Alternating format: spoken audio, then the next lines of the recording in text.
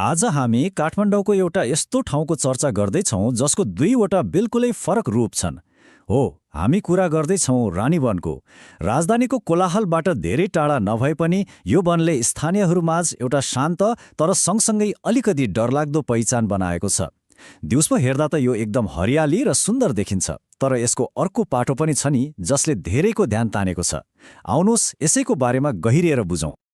अब मुख्य प्रश्न आउँछ, रानीवनमा घाम अस्ताएपछि आखिर के हुन्छ त? दिनभरि त्यति शान्त र मनमोहक देखिने यो जङ्गल साँझ परेपछि एकाएक अर्कै रूपमा प्रस्तुत हुन्छ। उज्यालो कम हुँदै जाँदा यहाँका स्थानीय कथाहरू र कहिले पुष्टि नभएका रहस्यमय घटनाहरू बाहिर आउन थाल्छन्। दिनको त्यो शान्त यथार्थ कसरी अचानक एउटा रहस्यमय कथामा बदलिन्छ, यो सुन्दा साँच्चै नै अचम्म लाग्छ। दिउँसो र रातिको रानीवनलाई दाजेर हेर्ने हो भने आकाश जमिनको फरक छ। दिउँसोको कुरा गर्दा यहाँ गजबको शान्ति हुन्छ, चराहरूको चिरबिर सुनिन्छ अनि सिरसिरी हावा चलिरहेको हुन्छ। पदयात्रा गर्नेहरूको लागि यो ठाउँ स्वर्ग जस्तै हो। तर जब रात पर्छ नि, पुरै जङ्गललाई बाक्लो अँध्यारोले निल्छ। चन्द्रमाको उज्यालो समेत राम्ररी छिर्न नसक्ने गरी रुखहरूले छेक्छन्। त्यहाँ यस्तो सन्नाटा छाउँछ कि सानो आवाजले पनि अनौठो प्रतिध्वनि ल्याउँछ। एउटै वन हो, तर घाम अस्ताएपछि बिल्कुलै अर्कै संसार जस्तो। यही प्राकृतिक एकान्तताले गर्दा नै यसलाई यस्तो रहस्यमय आभा दिएको हो।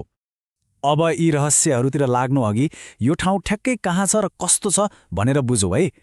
रानीवन बालाजुन नजिकै नागार्जुन डाँडाको फेदीमा पर्छ। यो शिवपुरी नागार्जुन राष्ट्रिय निकुञ्जसँगै जोडिएको छ। यहाँका गोरेटो बाटोहरू निकै घना छन् र मानिसहरूको आवत जावत एकदमै कम हुन्छ। त्यसैले यहाँनिर बुझ्नुपर्ने मुख्य कुरा के हो भने यही भौगोलिक र प्राकृतिक एकान्तताका कारण त्यहाँ पुग्ने अन्वेषकहरूले आफूलाई पुरै एक्लो र बाहिरी संसारबाट काटिएको महसुस गर्छन्। नाममै धेरै कुरा लुकेको छ। रानीवन अर्थात् रानीको वन। यो ऐतिहासिक नामकरणले नै हामीलाई यस वनका पुराना र गहिरा कथाहरूतिर डहर्याउँछ। नामको पछाडि जोडिएको यही ऐतिहासिक सन्दर्भले गर्दा एउटा साधारण जङ्गलले पनि शाही र रहस्यमय पृष्ठभूमि पाएको छ। अब अलिकति इतिहासतर्फ फर्कौँ। यो वनको विगत शाहवंश र राणा शासनसँग जोडिएको मानिन्छ। स्थानीयहरूका अनुसार उहिले यो वनलाई शाही परिवारले एकान्तवासका लागि प्रयोग गर्थे रे। अझ कतिपय अपुष्ट हल्लाहरूले त यहाँ गोप्य घटनाहरू हुने, सुटुक्क बैठकहरू बस्ने र सजायहरू समेत दिइने गरिन्थ्यो भनेर दावी गर्छन्।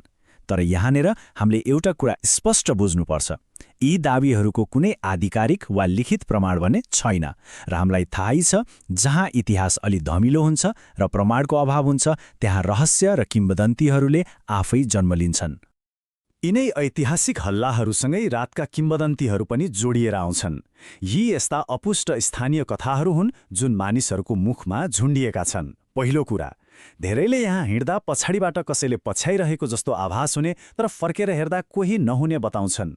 दोस्रो, विशेष गरी साँझपख हावा नचलेको बेलामा पनि रुखहरूबाट कानेखुसी गरे जस्तो मसिनो आवाज आउँछ भन्ने दावी गरिन्छ। अनि तेस्रो, अँध्यारो बढ्दै जाँदा रुखहरूका बीचमा छाया जस्ता आकृतिहरू देखिने तर नजिकै जाँदा ती हराउने कथाहरू पनि निकै चर्चित छन्। पक्कै पनि हामी यहाँ यी कथाहरूलाई तटस्थ रूपमा मात्र विश्लेषण गरिरहेका छौँ।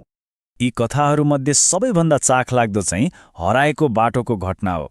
यसलाई यसरी बुझौँ।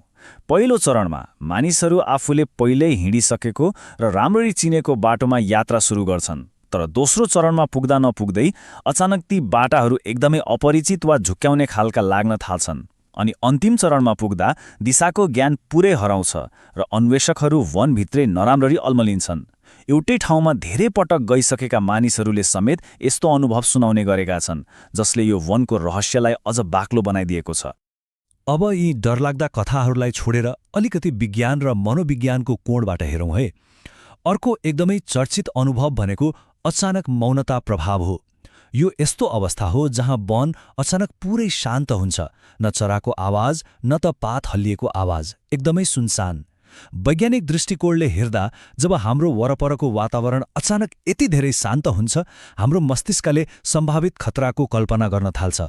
यसले मानिसमा अति जागरुकता र डरको भावना हत्तै बढाउँछ। त्यसैले यो कुनै पारलौकिक शक्ति नभएर पूर्ण रूपमा हाम्रो आफ्नै मनोवैज्ञानिक प्रतिक्रिया हो। यसले एउटा कुरा एकदमै उत्कृष्ट रूपमा स्पष्ट पार्छ कसरी यी अस्वाभाविक दाबीहरूलाई तार्किक रूपमा बुझ्न सकिन्छ। जस्तै ती छाया आकृतिहरू देखिनुको मुख्य कारण घना रुखहरूका बीचमा पर्ने प्रकाशको विकृति र त्यसले बनाउने छाया मात्रै हो। रुखहरूमा कानेखुसी सुनिएको कुरा वास्तवमा पातहरू हुँदै बग्ने हावाको आवाज बाहेक अरू केही होइन। हराएको बाटो महसुस हुनुको पछाडि त्यहाँ दिशानिर्देश गर्ने स्पष्ट सङ्केतहरूको अभाव हुनु हो। अनि कसैले पछ्याइरहेको आभास त पुरै हाम्रो मस्तिष्कको अति जागरुकता र डरको उपज मात्र हो। भनाइको मतलब वातावरण र मनोविज्ञानको मिश्रणले नै यी धेरैजसो डरलाग्दा अनुभवहरूलाई जन्म दिन्छन्। यी सबै कुरा बुझिसकेपछि अब रानी वनलाई कसरी अनुभव गर्ने त? यहाँ आउने आगन्तुकहरू मुख्यतया दुई तरिकाले यस वनसँग जोडिन्छन्। एकातिर सामान्य गतिविधिहरू छन्, जस्तै उज्यालोमा हाइकिङ गर्ने, शान्त वातावरणमा ध्यान गर्ने र चराचुरुङ्गीको राम्रो फोटोग्राफी गर्ने। तर अर्कोतिर केही मानिसहरू त्यही रहस्यको खोजीमा आउँछन्। उनीहरू एकदमै सावधानीपूर्वक साँझपख वनको अन्वेषण गर्न, मौन पदयात्रा गर्न र वनका सूक्ष्म आवाजहरू सुन्न रुचाउँछन्। प्रकृतिप्रेमी हुन् वा रहस्य खोज्नेहरू, दुवैका लागि यो ठाउँ उत्तिकै गजबको छ। यदि रानीवनको जस्तै अलिकति एकान्त र रहस्यमय वातावरण मनपर्छ भने यसको वरिपरि अरू पनि यस्तै ठाउँहरू छन्, जस्तै नागार्जुन वन, जुन अझ गहिरो, घना र धेरै एकान्त छ। त्यसैगरी नागार्जुन डाँडाको आफ्नै आध्यात्मिक र केही हदसम्म रहस्यमय पहिचान छ। नजिकै रहेको बालाजु पार्क दिउँसो एकदमै सामान्य र रमाइलो हुन्छ, तर साँझ छिप्पिँदै गएपछि त्यहाँ पनि एक प्रकारको सुनसान र अनौठो वातावरण महसुस गर्न सकिन्छ। यी सबै स्थानहरूले यस क्षेत्रको समग्र भौगोलिक र रहस्यमय चरित्रलाई मजाले झल्काउँछन्। अब एउटा अत्यन्तै महत्त्वपूर्ण कुरा, सुरक्षा। चाहे प्रकृतिको आनन्द लिन जाने होस् वा रहस्यको खोजीमा, व्यावहारिक तयारी हुनै पर्छ। सूर्यास्तपछि कहिल्यै पनि त्यहाँ एक्लै जानु हुँदैन। आफू त्यहाँ जाँदैछु भनेर परिवार वा साथीभाइलाई पहिल्यै जानकारी दिनुपर्छ। साथमा टर्च लाइट र पूरा चार्ज भएको मोबाइल फोन सधैँ हुनुपर्छ। वनभित्र सकेसम्म परिचित बाटोमा मात्र हिँड्नु बेस हुन्छ। र सबैभन्दा महत्त्वपूर्ण कुरा, यदि डर लाग्छ वा कसैले हेरिरहेको जस्तो महसुस हुन्छ भने बिल्कुलै नआत्तिनु उत्तम हुन्छ, किनकि हामीले अघि नै बुझिसक्यौं यो धेरैजसो हाम्रो आफ्नै मनोवैज्ञानिक प्रतिक्रिया मात्र हो। अब हामी आजको यस विश्लेषणको अन्त्यमा आइपुगेका छौं। रानीवन साँच्चै नै एउटा यस्तो ठाउँ हो जहाँ इतिहास, प्रकृति र किम्वदन्तीहरू एकै ठाउँमा मज्जाले घुलिएका छन्। तर यी सबै तथ्य र तार्किक व्याख्याहरू हेरिसकेपछि एउटा अन्तिम प्रश्नले हामी सबैलाई सोच्न बाध्य बनाउँछ। के रानीवनको वास्तविक रहस्य साँच्चै ती घना रुखहरू र अन्ध्यारो वनभित्र लुकेको छ, वा त्यो रहस्य हाम्रो आफ्नै मानव मस्तिष्क र कल्पनाको उपज मात्र हो? यो यस्तो प्रश्न हो जसले प्रकृति र हाम्रो मनोविज्ञानको गहिरो सम्बन्धको बारेमा अझ धेरै जान्न जो कोहीलाई उत्सुक बनाउँछ। आजको यस प्रस्तुतिमा साथ दिनुभएकोमा धेरै धेरै धन्यवाद।